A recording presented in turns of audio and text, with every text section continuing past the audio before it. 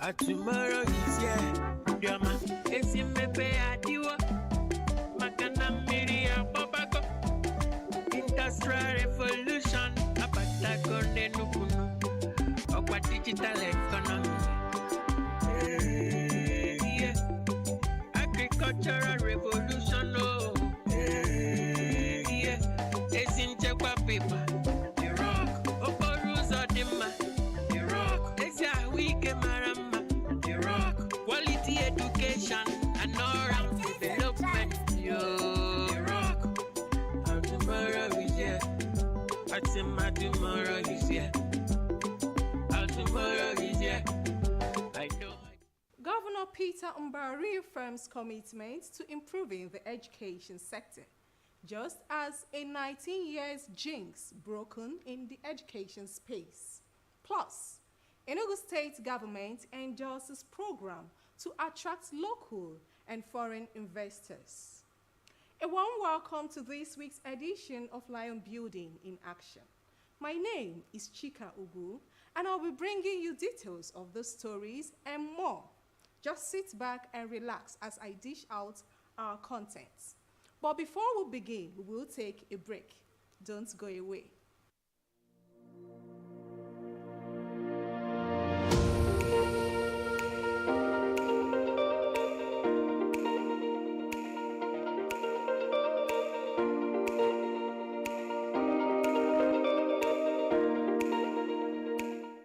Glad to know you are still there. We will begin by telling you that Governor Peter Mbah's giant strides in various sectors, especially the education sector, is receiving both local and international acknowledgements and accolades, as Enugu State is being tipped to become the 4th UN headquarters. This was made known at a UN-organized program in the state, NG Educators International Model United Nations Conference. Do take a listen.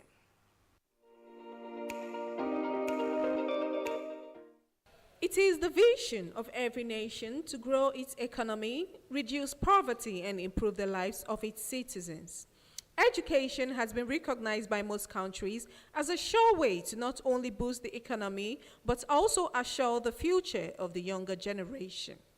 Enugu State is one of the states in the country that has acknowledged education as a major weapon to fight poverty.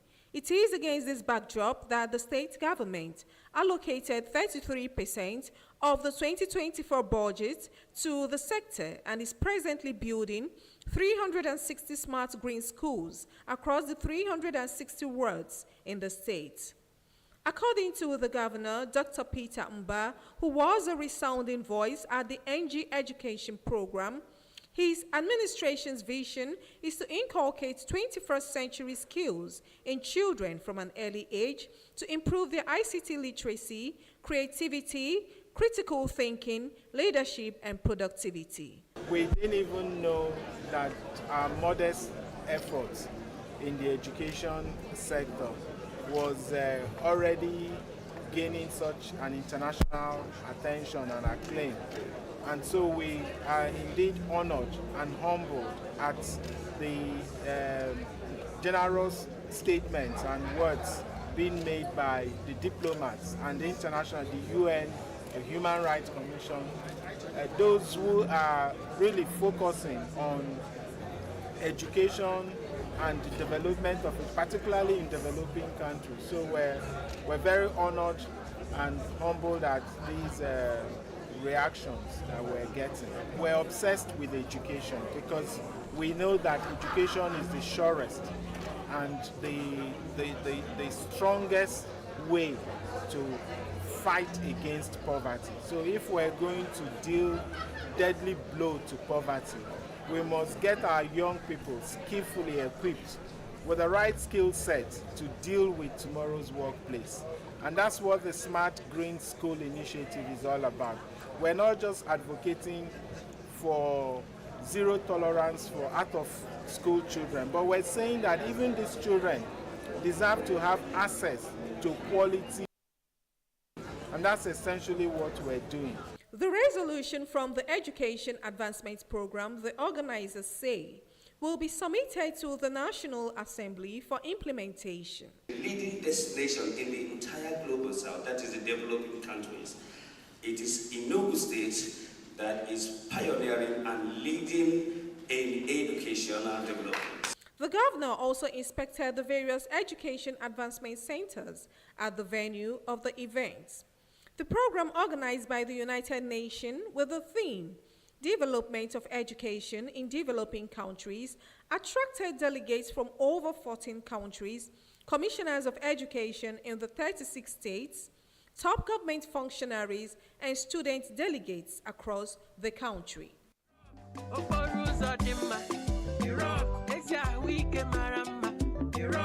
Quality education and all-round development. And tomorrow is here.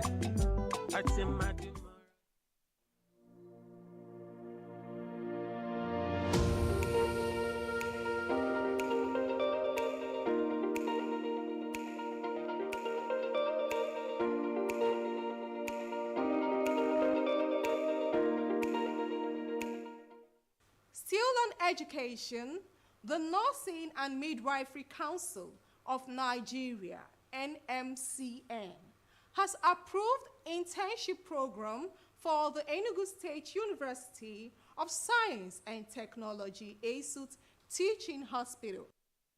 The registrar of the council, Dr. Farouk Umar Abubakar, when he led a delegation of the council's accreditation team on a courtesy visit to the governor.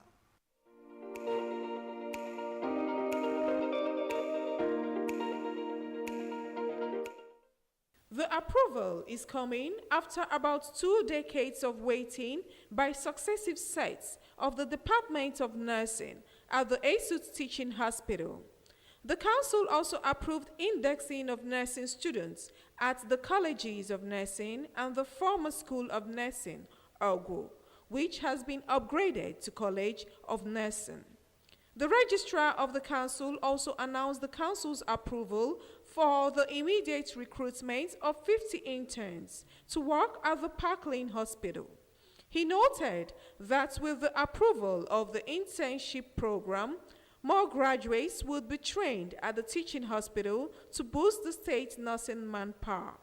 I have graciously approved the internship program for the ASUT University Teaching Hospital, that we have assessed the facility and we find it worthy and conducive for the training of interns.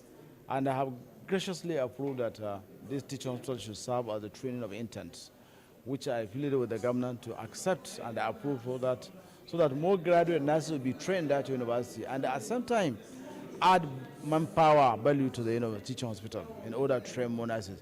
So within a couple of days, the actual number each of these facilities will be known.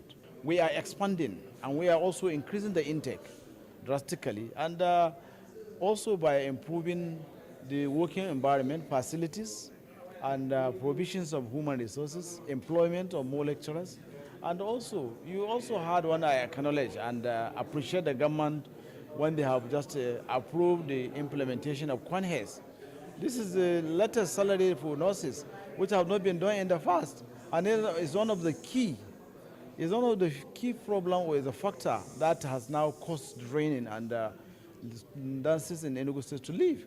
But the government has taken a very giant stride to approve that Kwanhe salary for nurses. And I want to believe that it's one of the measures to retain those nurses. In the next couple of years, the environment is going to be conducive with adequate provisions of basic equipment and replacement of obsolete ones, and the provisions of basic salaries and allowances for nurses, so that they'll be able to see home is home and better to work. Thanking the NMCN for the approvals, the governor represented noted that his administration had to wade in through massive investment in the health and nursing space to break the 19 years jinx. The health sector is critical for us as we tackle education. Education is not independent of the health sector. So it's the integrative nature of how we engage the disruptive innovation of His Excellency Fondi Enugu, that totally sits health and the aspects of health that we're discussing today as paramount in his agenda to deliver an Enugu state that we can only imagine at the end of 4 to 8 years. So when this whole thing started and the special advisor to His Excellency told me about this visit, it was a Sunday. He told me about the critical nature of this visit as it relates to where we're going to. You speak about Japa. The very first comment he made on his inauguration day, he highlighted the Japa syndrome and how we will be very deliberate in our strategy to make sure that we reduce the numbers that you have just reeled out now. Special advisor to the governor on health matters, Yomi Jaye, described the approval as a monumental breakthrough which will clear out backlogs and allow nursing students write professional exams to qualify as nurses. For this breakthrough that we could bring the registrar, the #1 nursing officer in the whole of the nation, to come and see for himself. So we have an outstanding outcome in the sense that Parkland is now accredited as a college of nursing. Ogu is now accredited as a college of nursing. They mentioned a few gaps, which His Excellency, before we came to that meeting, His Excellency has already approved most of those things. So in a couple of days, you'll see almost everything. Imagine. His Excellency is committed to making sure that the nursing institution, the medical institutions are up to standard to the world-class level.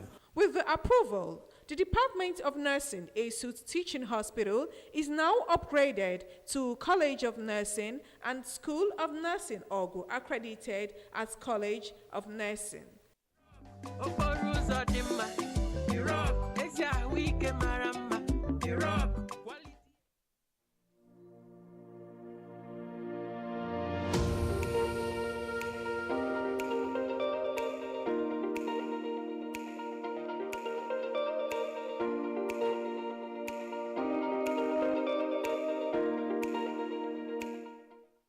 The Enugu State government has moved to partner with some private institutions for the advancement of technology education and establishment of DNA Center in the states. This was part of fallout from the State Executive Council meeting presided by the governor, Dr. Peter Mba. According to the Commissioner for Health, Emmanuel Obi, the DNA Center, which is aimed at improving advanced diagnostic criminal investigation, research and learning, will provide advanced DNA analysis and investigation, which at present is not available in Nigeria. This, he said, will help solve medical problems and bring solution to paternal and maternal issues, improve education, and complement government initiative of constructing smart schools. The Council has approved that the Enugu State government partner with the private institutions that are going into advancements in technology and biomolecular tests. So with the Center for DNA Forensics and Criminal Investigation and Education, the Enugu State government has agreed to partner with that institution at the Godfrey Okoye University. Advanced diagnostics, criminal investigations, and research and learning beyond what has been available before.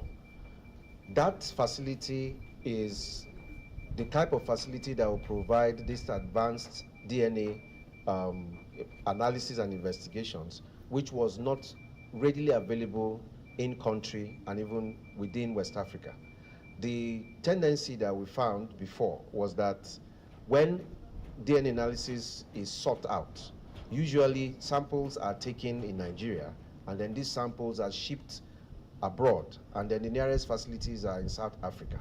But we're trying to say now that the Enugu State government is promoting that this institute exist in Enugu and be able to carry out these advanced investigations that will help to solve a lot of medical problems. Also briefing newsmen, Commissioner for Works and Infrastructure said government is completing some of the architectural designs to beautify the roads, including mounting of street lights. He also said the state government will soon flag off the second phase of road rehabilitation. Water will get to some areas where it hasn't gotten to, and then there will be street lights on those newly asphalted roads, and our zero pothole continues. Now that the rain has come, the older parts are now being exposed, and then so it's ongoing. Members of the ISCR urged residents to guard government infrastructures to ensure durability.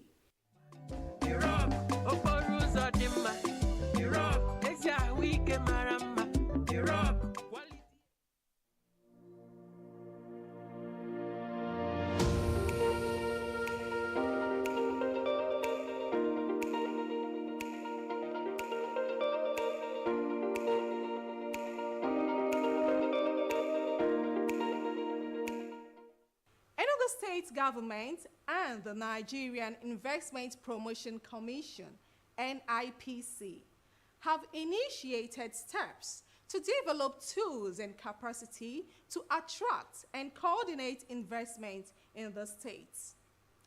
This was revealed when officials of the NIPC met with the state governor to inaugurate the program.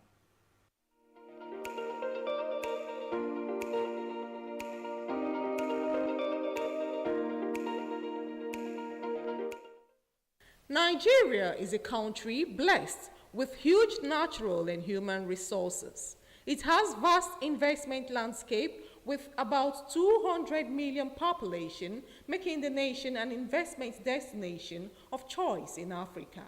Despite its economic potentials, foreign direct investment in the state has not been impressive. This is because the nation lacks quality business information. To reverse the trend, the Nigerian Investment Promotion Council created the Nigerian Investment Certification Program for States, NICPS, to help states identify and coordinate investment opportunities. The courtesy visit by officials of NICPS was to facilitate the provision of critical infrastructure for investment purposes in Enugu State. NICPS identified Enugu Geographic Information Service as a relevant agency to help investors acquire and develop land by strengthening the land titling process. They solicited the governor's support on the appointment of Director General ESIDA to chair the implementation committee for NICPS projects in the state. Our mission is to encourage, support, and facilitate investments into the Nigerian economy, while also creating an enabling environment for investors. So it is on this, in this regard that the NIPC developed this NICPS program to empower states with the necessary tools and capacity to attract and manage investments effectively. Investments into the country will naturally be domiciled in states. So whatever we do in Abuja is talk unless we're able to actualize it in the states. And the NICPS program was a response to a critical need identified by the World Bank. They had an investment promotion benchmarking 2009 report where it said many countries, and by extension, Enugu State and some of the states in Nigeria are actually the equivalent of several countries. So, the benchmarking report found that significant foreign direct investment opportunities were missed because of a lack of high-quality business information and support. So the NICPS is really centered on three is a tripod. Information, ensuring that states promptly provide accurate and relevant information. Property, and this is what we were talking about, Your Excellency, facilitating the provision of the necessary infrastructure, title, ownership for land and investment purposes. Marketing, as we know, is very important. Packaging and presenting information in a professional manner to potential investors. So the aim of the program is to identify and promote those unique investment opportunities within each state where we're rolling it out, to enhance the image of the state as an attractive destination for investments and to strengthen federal and state cooperation in investment promotion. Governor Peter Mba, represented by the Deputy Governor, described the NICPS project as a viable platform to promote investment opportunities in Enugu State. He pledged government support to achieve effective implementation of the program. We leave no stone unturned until those last lines are met. And as you go back, always know that this is just the beginning of a long journey with your commission. Because we know that your office is that one-stop shop where foreign investors will always knock when they come to this country. We want you to be the marketing officers for Enugu State as well. That when those investors come, you have no doubt that Enugu will be willing to receive them and play according to the rules to ensure that they are received. So thank you so much. And as you undertake the training, if there's anything that you need us to do as a government, we're just a phone call away. So this is very important to us as a people, because we want to leave behind to our people a legacy of an economy that is driven outside government. That's what we've been trying to build. So thank you so much for the work you've done. The Chief Executive Officer of Enugu State Investment Development Authority, ESIDA, further explained that there would be training of personnel, after which the state will have seal of approval. And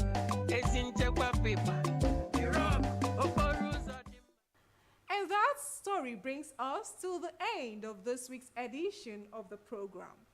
Let's do it again next week. Till then, enjoy the rest of the week. Tomorrow is here. Tomorrow is here. Drama. Esimepe adiwa. Makana miria babako. Industrial revolution. Abata kone nukuno. Okwa digital economy. Yeah. Agricultural revolution.